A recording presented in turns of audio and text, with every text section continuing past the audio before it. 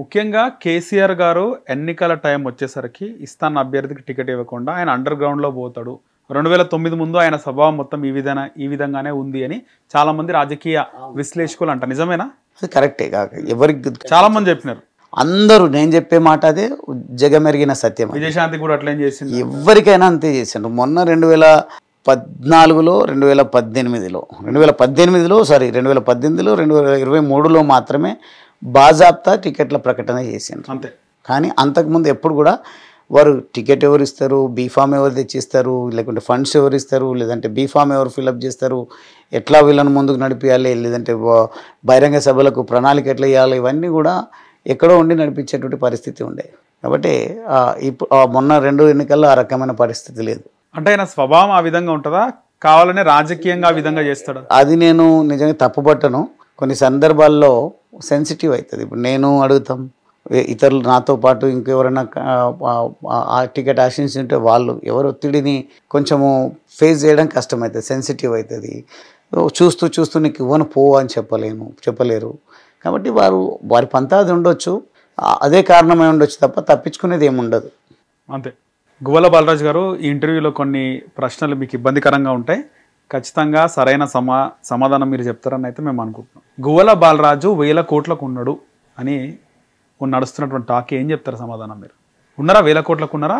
కోట్లకు ఉన్నాడా, 1000 కోట్లకు ఉన్నాడా, లేదంటే ఇబ్బందుల్లో ఉన్నాడా, అవన్నీ కూడా నాకు తెలుసు. తెలియని వాళ్ళు రకరకాల పుకార్లు చేస్తూ ఉంటారు. నా 1000 కోట్లతోనా 100 కోట్లతోనా లేదంటే అప్పులతోనా వేరే వాళ్ళకి చేసేది ఏమంటే కోట్లాది రూపాయలు కాపాడుకోవడానికి భారతీయ జనతా పార్టీలో చేరిండు గువ్వల బాలరాజు. అదే పనికిరాని కామెంట్స్ బంద్ చేస్తే బాగుంటుంది. ఎవరైనా సరే, ఎవరైతే కోట్ల రూపాయలు నిజంగా నేను సంపాదించిందే అనుకో, ఒకవేళ ప్రభుత్వం ఇచ్చినటువంటి కాంట్రాక్ట్ల ద్వారా సంపాదించినా, లేదంటే వాళ్ళలాగే ఎక్కడైనా అవినీతి సొమ్ముతోన కోట్లకు పడగలెత్తినా, లేకుంటే నేను ఎక్కడైనా దుర్మార్గాలు చేసి డబ్బులు సంపాదించిన, డబ్బుల యావే నాది కాదు. కాబట్టి నేను వ్యాపారవేత్తగా, ఆంటర్ప్రీనర్గా ఉన్నప్పటికీ తెలంగాణ రాష్ట్ర కళ నెరవేరితే చాలు, సర్వరోగ నివారిణి జిందా తిలిస్మాత్ అని తెలంగాణ రాష్ట్ర సాకారమే అన్నిటికీ సర్వ సమస్యలకు సకల సమస్యలకు పరిష్కారం అని తెలంగాణ వాదులు కేసీఆర్ గారు నేను విశ్వసించి అందరం ఉద్యమం చేసినాం. ఉద్యమం చేసేటప్పుడు అందరూ చాలామంది యువకులు, పాపం విద్యార్థులు, యువకులు ఏమీ లెక్క చేయకుండా కొంత అమాయకత్వం అనుకోండి, లేదంటే కొంత నాకంటే ఎక్కువ వాళ్ళకు తెలంగాణ వాదం ఉన్నటువంటి కారణంగా తెలంగాణ వాదానికి, తెలంగాణ పోరాటానికే పరిమితమై పనిచేశారు. కానీ నేను ఒక కూలీ కడుపు నుంచి వచ్చినాను కాబట్టి, మా తల్లిదండ్రుల సమస్యలను కల్లారా నేను చూస్తున్నాను కాబట్టి, ఈ పోరాటాల కంటే ఎక్కువగా నా కుటుంబాన్ని పోషించుకోవాలి, తర్వాత బాబాసాహెబ్ అంబేద్కర్ గారి ఆశయాలను నెరవేర్చాలి, నాలో ఉన్నటువంటి కోరికలను, నాలో ఉన్నటువంటి లక్ష్యాలను, నాకున్నటువంటి ఆశయం మేరకు నేను రాజకీయ అరంగేట్రం చేయాలని ఆలోచన చేసి రాజకీయాలకు వచ్చిన. రాకముందే నేను వ్యాపారవేత్తగా ఉన్నా. ఓకే. అప్పుడు నేనేం అప్పుడు సంపాదించుకుని ఇప్పుడు ఏం సంపాదిస్తున్నా నా తెలివితేటలు, లేకుంటే నా కష్టార్జితంతోనే సంపాదిస్తున్నా తప్ప ఎవరో అప్పనంగా రాసించింది లేదు, లేకుంటే ఎవరో నాకు ఇంట్లో ఉంటే అవకాశాలు ఇచ్చింది లేదు. కాబట్టి ఎవరు నా సంపద గురించి కానీ నా అప్పుల గురించి కానీ మాట్లాడడానికి ఎవరికి అర్హత లేదు. అంటే ఏం లేకుండా కేసీఆర్ సహకారం కానీ ఒక్క రూపాయి దమ్ముంటే ఛాలెంజ్ చేస్తున్నాం, ఒక్కడైనా మా వల్ల రూపాయి సంపాదించిందని చెప్పమనండి, దేనికైనా సిద్ధం నేను. అంతే. వాళ్ళ సహకారం ఏం లేదు అసలు. ఎట్టి పరిస్థితులు నేను ఆ అడ్వాంటేజే తీసుకోను కూడా. రేపు భారతీయ జనతా పార్టీ అధికారంలోకి వచ్చినా, ఒకవేళ నాకు కాంట్రాక్టర్గా అనుభవం ఉందని వారికి తెలిసినా, వారు ఏదైనా ఎవరితోనైనా కలిసి పని చేసుకోండి అని చెప్పినా, నాకు తెలిసి భారతీయ జనతా పార్టీ విధానం అది కాదు. కాంట్రాక్టర్లను పోషించడము, లేకుంటే ఉన్నటువంటి నాయకులను గుత్తేదారులుగా తయారు చేయడం అనేది వారి నైజం కాదు, నా ఆలోచనలు కూడా అది కావు. కాబట్టి భవిష్యత్తులో కూడా ప్రభుత్వ సహకారాలను నేను తీసుకుని ఎదిగే ప్రయత్నం ఎట్టి పరిస్థితిలో చేయను. మీకేమైనా ఇబ్బందులు ఎదురైనాయా పార్టీ మారే టైంలో? నాకేమి ఇబ్బందులు ఎదురకాలే. బుజ్జగింపులు ఫోన్లు కామన్గా ఉంటాయి కదా. ఎవరైనా కానీ పిలుస్తారు, మాట్లాడే ప్రయత్నం చేస్తారు, వద్దు అని చెప్పే ప్రయత్నం, నచ్చజెప్పే ప్రయత్నం, ఆశలు రేకెత్తించే ప్రయత్నం, ఇవన్నీ కూడా చేస్తారు. చేయలేదు ఎట్లా అంటాం మనం, ఉంటాయి. కానీ ఒక నిర్దిష్టమైనటువంటి ఆలోచన నేను గత 1.5 సంవత్సరాల కాలంగా ఆలోచన చేసి ఆచితూచి తీసుకున్న నిర్ణయం. కాబట్టి పార్టీ అధికారం కోల్పోయిందో అప్పటి నుంచి ఆలోచన మొదలైందా? పోరాట పటిమను కోల్పోయిన తర్వాత ఆలోచన, అధికారం కోల్పోయినాక కాదు, పోరాటం చేయాల్సినటువంటి ప్రధాన ప్రతిపక్ష పార్టీగా పోరాటాలను పక్కన పెట్టి ప్రగల్భాలు పలుపుకుంటూ ప్రజలను మభ్యపెట్టుకుంటూ స్వర్థం కోసము మళ్ళీ మేమే అధికారంలోకి రావాలని యావతో పనిచేస్తున్నప్పుడు మాత్రం నేను చాలా స్ట్రాంగ్గా డిసిషన్ తీసుకోవడం జరిగింది. గువ్వల బాలరాజుకు బాగా క్లోజ్ అంటారు, కేసీఆర్, కేటీఆర్, హరీష్ రావు?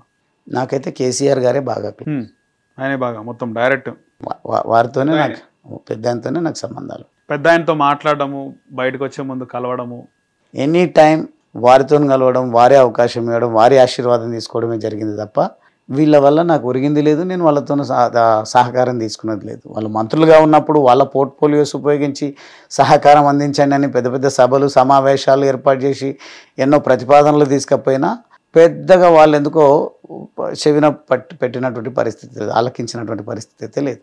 కావాలంటే చాలా ప్రూఫ్స్ మీకు ఇస్తాను నేను. ఓకే, ఇప్పటికీ మీకు కేసీఆర్ గారి పైన గౌరవం ఉందని అర్థమవుతుంది? ఇప్పటికి ఉంటుంది కదా. నాయకుడు తెలంగాణ రాష్ట్ర సాధన ఉద్యమం కానీ లేదంటే మా అటువంటి యువకులను వారు పార్టీ స్థాపించినటువంటి కారణంగా మా అటువంటి వాళ్ళకి అవకాశాలు వచ్చినాయి కాబట్టి తప్పకుండా అభిమానమే ఉంటుంది. ఇప్పుడు కేసీఆర్ గారు మాట బీఆర్ఎస్ పార్టీలో చెల్లుబాటు అవుతలేదు, ఆయనది ఇంకా నడవదు అనే దానికి మీరు ఎంతవరకు అది నిజం అంటారు? మీరేమంటారు దాని విషయంలో?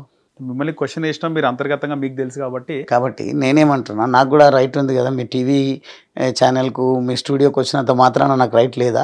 అడగవచ్చు, పర్లేదు. కానీ మీకు అంతర్గతంగా మీకు ఆయనతో పరిచయం ఉంది, ఒక సాన్నిహిత్యం ఉంది, ఏం జరుగుతుంది అనేది మీకు తెలుసు. మేము అవుట్ ఆఫ్ బాక్స్ చూస్తున్నాం కాబట్టి. సరే, మీరేమంటారు? ఏది ఏమైనా మరొకసారి మీ ప్రశ్న ఏందో చెప్పండి, సూటిగా సమాధానం చెప్పండి. ప్రజెంట్ కేసీఆర్ గారి పార్టీ కేసీఆర్ గారిది అయినప్పటికీ కూడా నడిచేది మొత్తం కేటీఆర్దే, కేసీఆర్ గారి పెద్దరికం ఏం లేదు అనే దానికి మీరు ఏకీపిస్తారా? ఇప్పుడు వాస్తవంగా నేను అనడము మీరు అనడం కాదు, కవిత గారు అయితే అంటున్నారు కేటీఆర్ గారిది కూడా నడవట్లేదు, కేసీఆర్ గారిని వేరే వాళ్ళు ఇన్ఫ్లుయెన్స్ చేస్తున్నారు, తప్పుదోవ పట్టిస్తున్నారు అని రకరకాలుగా రకరకాలుగా వారు కామెంట్ చేస్తూ ఉన్నారు. కాబట్టి కేసీఆర్ గారిని నాకు తెలిసి ఎవరు ఇన్ఫ్లుయెన్స్ చేయలేరు, కానీ కేసీఆర్ గారిని మాత్రం డిమోరలైజ్ చేయగలిగినారు. వాటిని పాపం ఈ వయసులో 2 సార్లు ముఖ్యమంత్రిగా ఉండి తెలంగాణ రాష్ట్రాన్ని సాధించిన దాంట్లో తన వంత పాత్ర పోషించినప్పటికీ మమ్మల్ని వాళ్ళను కూడా లీడర్లను వాళ్ళను మంత్రులను కూడా చేసిన చరిత్ర కేసీఆర్ గారికి ఉన్నప్పటికీ కేసీఆర్ గారికి ఆ దుస్థితి రావడం వెనక తప్పకుండా వీళ్ళ స్వార్థాలు, వీళ్ళ స్వప్రయోజనాలు, వీళ్ళ పనికిరాని ఆలోచనల వల్ల కేసీఆర్ గారికి ఆ దుస్థితి వచ్చింది. దానికి నేను చింతిస్తున్నా. రెండోసారి బీఆర్ఎస్ అధికారంలోకి వచ్చిన తర్వాత కేటీఆర్ తనను ముఖ్యమంత్రి చేయమని కేసీఆర్ పైన ఒత్తిడి చేసిండు అనేది చాలా మంది బహిరంగంగా మాట్లాడినారు. మీకు బాగా తెలిసి ఉంటుంది ఏం జరిగింది. నేను చెప్తా ఉన్నా కదా, ఒత్తిడి చేయలేరు, ఎవరు ఇన్ఫ్లుయెన్స్ చేయలేరు. కానీ వీళ్ళైతే కేటీఆర్ కుండేనా కుట్రలు చేసిండొచ్చు అనేది మాత్రం అనుకుంటున్నాను. స్వార్థం అయితే వాళ్ళకు నిండుగా ఉన్నది కాబట్టి ఆ ప్రయత్నాలు జరిగి ఉండొచ్చు. కానీ కేసీఆర్ గారి పైన ఒత్తిడి ఇన్ఫ్లుయెన్స్ చేసే దమ్ము ధైర్యం మాత్రం కుటుంబ సభ్యులకు కూడా అప్పుడు లేకుండే. కొడుకు కాదు, కూతురు కాదు, అల్లుడు కాదు, ఎవరికి లేదు. ఎందుకంటే వారికి ఒక కొడుకు కాదంటారా వారసుడు నిజంగా కుటుంబము లేదంటే తాత ముత్తాతల ఆస్తులకు కొడుకు వారసుడు అవుతాడేమో. రాజకీయ పార్టీకి నాయకులే వారసులు అవుతారు. ఎవరైతే నాయకులు ఉంటారో వాళ్ళు వారసులు అవుతారు. ఇదే ఈటెల రాజేందర్ జెండాలో మాకు హక్కు ఉందన్నాడు. అందుకే అంటున్నా, ఇదే మాట నేను కూడా అదే అంట. అక్కడ ఉంటే అదే అనేవాడిని నేను. కానీ ఉండలేరు కదా అందరూ, అన్నోళ్ళందరూ ఉండలేరు కదా, ఉండనిస్తలేరు కదా. అది అక్కడ ప్రజాస్వామ్యం లోపించింది కాబట్టి దుస్థితి ఏర్పడ్డది. ఇప్పుడు ప్రజల కోసం నిజంగా మహనీయుడు క్రీస్తు శేషులు ప్రొఫెసర్ జయశంకర్ సార్, వారు టిఆర్ఎస్ పార్టీకి సిద్ధాంతకర్త. రైట్. వారు నిజంగా వారి ఆత్మ క్షోభిస్తుండొచ్చు నాకు తెలిసి. వారు ఆశించింది వేరు, జరుగుతున్నది వేరు. అంతేందుకు కవిత గారు కూడా అన్నారు, తెలంగాణ వచ్చింది, భౌగోళిక తెలంగాణనే వచ్చింది తప్ప సామాజిక తెలంగాణ రాలేదు. ఇన్ని రోజులు అధికారంలో ఉన్నప్పుడు ఇవన్నీ ఎందుకు కనబడలేదు అంటారు? ఎవరికి అనిపించలేదు? కవిత గారికైనా ఎవరికైనా అందరికీ అనిపించినాయి, ఎందుకు అనిపించలేదు? ఎక్కడెక్కడ విమర్శలు అవన్నీ మాట్లాడలేదు కదా. అదే అంటున్నా, మాట్లాడే సందర్భం వచ్చినప్పుడు మాట్లాడతారు. నేను నా నైజం అయితే మాత్రం ఉండి మాట్లాడడం నాకు సాధ్యం కాదు. బయటకు వచ్చి అయితే మాట్లాడతాను. ఇక పక్కల బల్లంలాగా తయారవ్వడము నాకెవరన్నా ఉంటే కూడా అట్లా ఇష్టం ఉండదు. నిజంగా మీరు నా గురించి క్రిటిసైజ్ చేయాలంటే, సపోజ్ నాతో పాటు కలిసి పనిచేస్తుంటే నా నుంచి విడిపోతున్నాను చెప్పి నా గురించి క్రిటిసైజ్ చేయండి, అర్థం ఉంటుంది. కానీ నాతో పాటు ఉండి నాతో మంచినే మాట్లాడుతూ నాతో కలిసిమెలిసి ఉంటూ నేను బయటకు వెళ్ళంగానే మీరు ఇంకొకరితో ఇంకో మాట మాట్లాడితే మీకు విలువ ఉండదు, నాకు కూడా బాగుండదు. అది హిట్ టీవీ యాప్, ఇందులో short news, live news, entertainment shows, movies, digital magazines తో పాటు మీ జిల్లా వార్తలను కూడా ఫ్రీగా చూడొచ్చు. ఇంకెందుకు ఆలస్యం, వెంటనే హిట్ టీవీ యాప్ ని డౌన్లోడ్ చేసుకుని ఫ్రీగా ఎంటర్టైన్మెంట్ పొందండి. Hit TV app. Hit TV app. Please download Hit TV app. Hit TV యాప్ని ఫ్రీగా డౌన్లోడ్ చేసుకొని ఎంజాయ్ చేయండి. మీకు నచ్చిన ఎంటర్టైన్మెంట్ కోసం హిట్ టీవీ యాప్ ని ఫ్రీగా డౌన్లోడ్ చేసుకుని ఎంజాయ్ చేయండి. హిట్ టీవీ యాప్ ని డౌన్లోడ్ చేసుకుని ఆస్వాదించండి, ఆశీర్వదించండి. ఇంతమంది సెలబ్రిటీలు హిట్ టీవీ యాప్ ని డౌన్లోడ్ చేసుకోండి అని చెప్తున్నారంటే ఎంత మంచి యాప్ ఆలోచించండి. అమెరికా అమెరికా అమెరికా అమెరికాలో చదవాలనుకునే వాళ్ళకి విశ్వసనీయమైన పేరు మన శౌర్య కన్సల్టెన్సీ. UK లో 1 year masters. UK లో 1 year masters. 2 years work permit up to 5 years visa. Contact Saurya Consultancy. Contact 89851 89851.